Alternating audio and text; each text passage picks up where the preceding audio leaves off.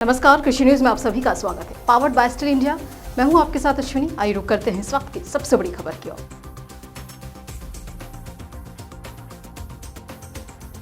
महाराष्ट्र में इस बार किसानों ने प्याज की बुवाई के सारे रिकॉर्ड तोड़ दिए हैं। रबी सीजन में बोई जाने वाली गर्मी की प्याज की खेती पूरे राज्य में बड़े पैमाने पर हुई है। कृषि विभाग की रिपोर्ट के अनुसार रबी सीजन में प्याज की औसत बुवाई का क्षेत्रफल आमतौर पर करीब 4.5 लाख हेक्टेयर रहता है, लेकिन इस बार ये बढ़कर 6.51 लाख हेक्टेयर तक पहुंच गया है।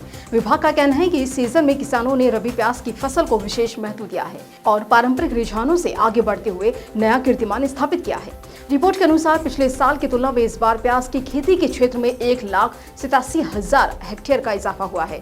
अच्छी बारिश की वजह से और पिछले साल गर्मी के मौसम में आने वाली प्याज को मिली अच्छी कीमतों ने किसानों को ऐसा करने के लिए प्रोत्साहित किया है। इन दो वजहों से किसान इसकी खेती करने की तरफ आकर्षित हुए थे। दरअसल नासिक डिवीजन में इसकी खेती सबसे ज्यादा हुई है और उसके बाद दूसरे नंबर पर पुणे का नंबर है और फिर तीसरे नंबर पर छत्रपति संभाजीनगर डिवीजन का नंबर आता है और फिर अमरावती, लातूर, कोल्हापुर डिवीजन आते हैं, जहां पर प्याज की खेती में जमकर इजाफा हुआ है, जबकि नागपुर और कोंकण डिवीजन में प्याज की खेती कम रही है। वहीं नासिक, अहिल्यानगर, पुणे, छत्रपति संभाजीनगर, बीड, धुले, सोलापुर, धाराशिव, बुल्ढाना और सातारा जिलों में प्याज की खेती सबसे ज्यादा हुई है। वहीं रत्नागिरी और गोंदिया जिले में इसकी खेती कम हुई है। प्याज की खेती अक्टूबर 2024 में शुरू हुई और फरवरी के पहले हफ्ते तक जारी रही।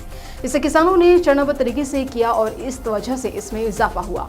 वहीं पिछले साल कई इलाकों में प्याज की बुवाई इस बार की तुलना में कम थी। इसका नतीजा था कि जून में जहां कीमतें कुछ सुधरी तो नवंबर में प्याज की कीमतों ने 5,000 रुपए का आंकड़ा तक छू लिया था और इस वजह से किसान खुश थे। बारिश की वजह से कुछ पौधों को भी नुकसान हुआ, लेकिन किसानों ने डबल नर्सरी लगाकर प्याज की बुवाई को पूरा कर लिया। जहां बुवाई में इजाफा हुआ है तो उत्पादन भी महत्वपूर्ण रहने वाला है।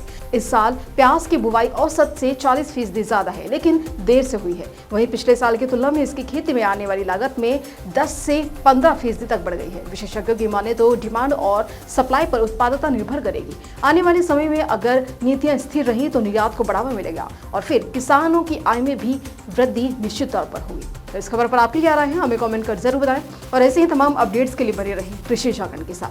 धन्यवाद।